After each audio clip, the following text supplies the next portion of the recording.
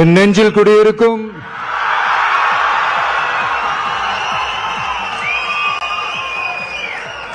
தோழிகளுக்கும் தமிழக மக்களுக்கும் என்னுடைய வணக்கம். சொல்ல முடியாத வேதனையிலும் வலியிலும் இவ்வளவு நாளா இருந்தோம். அப்படிப்பட்ட அந்த சூழல்ல நம்ம சொந்தங்களின் மனம் பற்றி இருக்க வேண்டியது நம்மளுடைய கடமை. அதனாலதான் அவங்களோட சேர்ந்து அமைதி காத்து வந்தோம். நம்மளை பத்தி வன்ம அரசியல் வலைகள், அர்த்தமற்ற அவதூறுகள்னு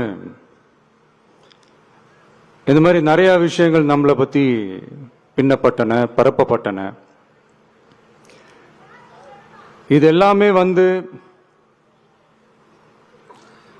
சட்டம் மற்றும் சத்தியத்தின் துணை கொண்டு துடைத்து எறிய தான் போறோம்.